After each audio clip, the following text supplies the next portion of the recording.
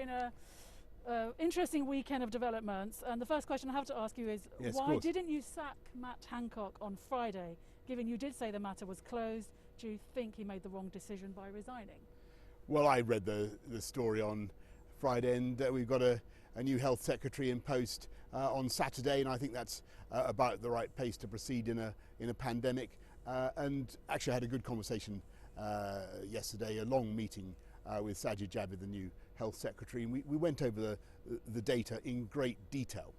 Today's a very important day. It's the 28th of June. It's the day when we're looking at whether it might be possible to go forward to step 4 on July the 5th. And although there is, and Saj is going to make a statement later on, but just let me say, although there are some encouraging signs, and the deaths, the number of deaths remains low, and the number of hospitalizations remains low, though both are going up a bit. We are seeing an increase in cases, so we think it's sensible to stick to our plan to have a cautious but irreversible approach. Use the next 3 weeks or so really to complete as much as we can of that vaccine rollout.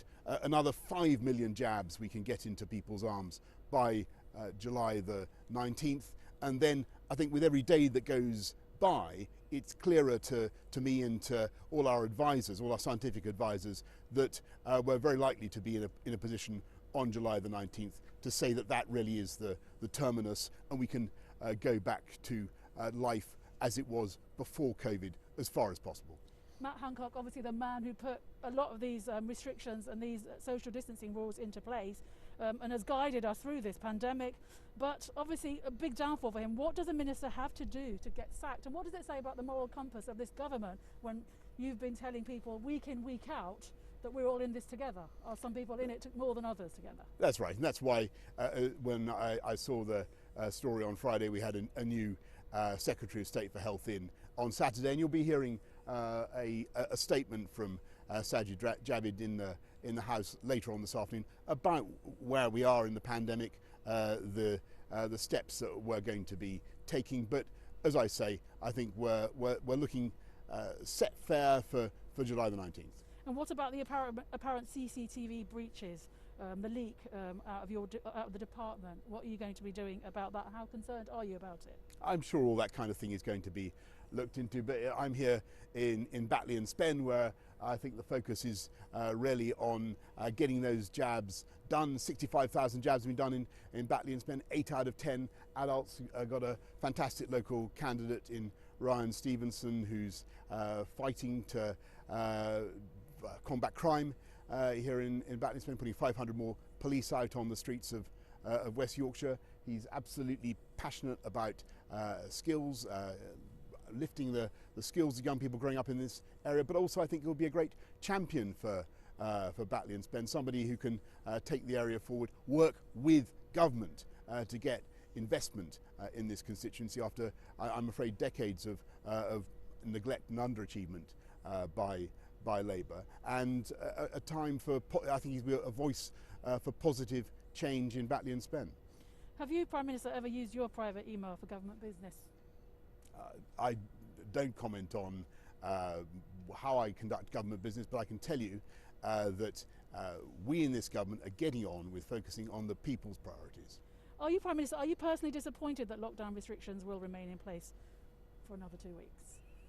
Well, I think that we in government want to take a cautious but irreversible approach to the pandemic, and there is positive signs. So it's absolutely true that, as I was saying just now, deaths are low and hospitalizations remain low, though they've been rising a little bit. We are seeing an increase in cases, and quite a big increase in cases. What is clear is that we've interrupted the link between infection and serious illness and death. And that's very, very important. So that shows that the vaccination programme has been working. And I'm very, very encouraged by that.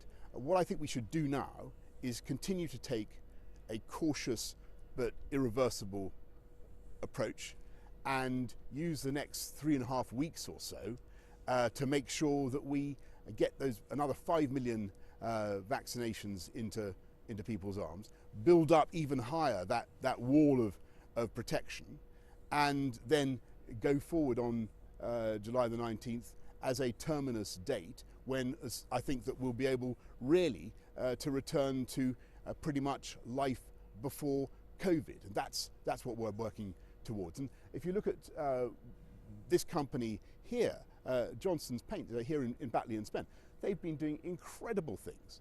They've been able to keep going throughout the pandemic. They've even added a new plant because they've been able to get things done with such high productivity.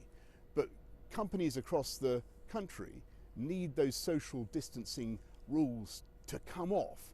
The NHS needs to be able to manage itself without the social distancing rules to cope with the backlog. And that's the opportunity that we've got. So what I'm saying to people is it's just, I think, another few more weeks to get those jabs in, and then I think there is really an increasingly good chance, a really very good chance indeed, that July the 19th will be the terminus date. Freedom Day is coming. I believe so. Thank you, Prime Minister. Thank you.